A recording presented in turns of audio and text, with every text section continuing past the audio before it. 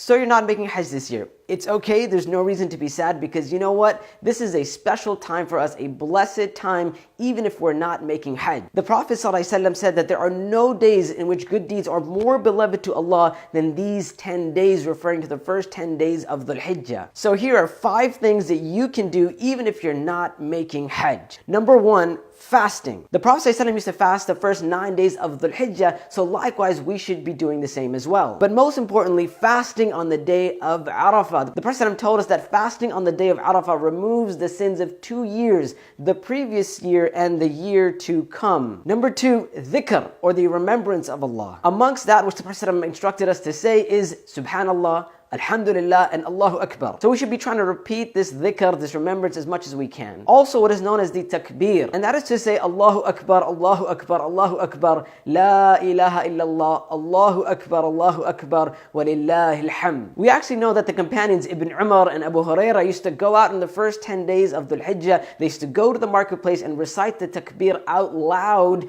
in order to encourage other people to recite it as well. So not only should we be reciting this takbir, what we should be encouraging others, especially our family, to recite this, to say it out loud. Number 3, dua, or supplication. The Prophet said the best dua is the dua of Arafah. Now many of our scholars have said that this doesn't just apply to people who are making Hajj, but also those who are not making Hajj. So on the day of Arafah, we should be making a special effort to make as much dua, as much supplication as possible. Number 4, sacrifice, or udhiyah, or as some people call it, qurbani. Now subhanAllah, this is one of those sunnahs that is almost being abandoned when it is actually a confirmed way to worship Allah subhanahu wa ta'ala. And the Prophet actually told us that the one who's doing the sacrifice, that they should stop cutting their hair and stop removing anything from their skin, which includes cutting the nails, from the beginning of Dhul Hijjah until the sacrifice is made. One of the wisdoms here is that the person who is doing the sacrifice, that they resemble the person who is in the state of ihram while they're making Hajj. So as the person has the intention to make the sacrifice, they're able to feel the spirituality that those who are feeling as they're making Hajj. Number 5, controlling our speech, or being aware of our tongue. Amongst the commands that Allah gives those who are making Hajj is